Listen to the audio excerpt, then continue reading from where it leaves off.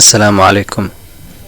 Xanuunka yimaada kadib biyo-baxa ee lagu magacaabo post-orgasm illness syndrome (POS) waa xanuun calaamadaha ugu horeeya qofka uu dareemo ay ka mid yihiin calaamado la xiriira hargab ama xasaasiyad sida hindhiso fara badan, daal fara badan, tabar darro, madax xanuun, isbeddel dhanka maskaxda ah. Calaamadahaas oo jiri kara 2 maalin ilaa 7 maalin. Sida caadiga ah dadku way ku kala gedisan yihiin, laakiin xanuunkan qofka waxa uu ku sababaa in qofku waqti u yeelo biyo bixiisa ama la kulankiisa partnerkiisa ama dhigiisa. Sida caadiga ah mar walba oo qofku uu biyo baxo ama biyo ka imaadaan, xanuunadaas ayaa qofka la soo dirsa. Caadiyan haddii uu riyoodo, haddii uu kulan sameeyo, iyo haddii uu biyo bacrimin xoog ah oo keeno, intaba xanuunadaas qofka waa ay la soo dirsaan. Sida caadiga ah dadku ku kala gedisan yihiin ama dadka uu ku dhaco, waana xanuun inta badan reer ah oo aan ku badnayn bulshada dhexdeeda, laakiin waxay dadku ka siman yihiin inta badan calaamadaha oo la soo dirso. Dalka Mareykanka waxaa laga diiwaan geliyay caadiyan 1000 qofood. Dunida inteeda kalena waa la mid, oo waddan walbaba tiro aad u kooban ayaa laga diiwaan geliyay.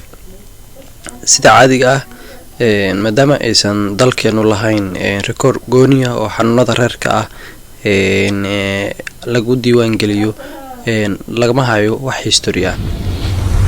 Xanuunkan waxa sababa aad looma garanayo, laakiin dhaqaatiirtu waxay la xiriiriyaan inay jiraan culaysyo la xiriira dhanka hormoonka sida testosterone-ka ama chemicalska maskaxda oo aan isu dheelitirnayn. Dawooyinka ugu muhiimsan ee loo isticmaalo qofka qaba xanuunkan waxaa ka mid ah dawooyinka lagu magacaabo antihistamine-ka groupka sida loratadine iyo waxyaabaha la xiriira.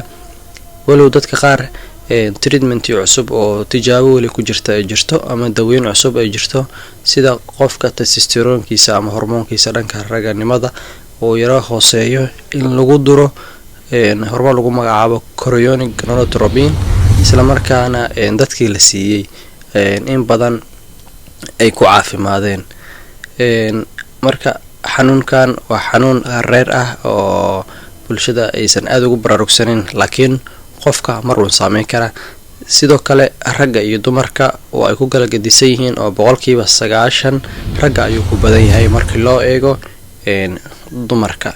Dhibka ugu badan ee la soo dirsa qofka qaba xanuunkan oo qofka mar walba ka baqa biyo baxa ama la kulanka dhigiisa, maadaama mar walba uu biyo baxo uu xanuunsanayo, iyo sidoo kale maadaama uu sidoo kale xanuunsado tabar darro, daal fara badan, caajis fara badan, madax xanuun, tabar darri maadaama ay la soo dirsayaan qofka oo aan shaqadiisa aadin, isla markaana caajis fara badan la kulma iyo culays.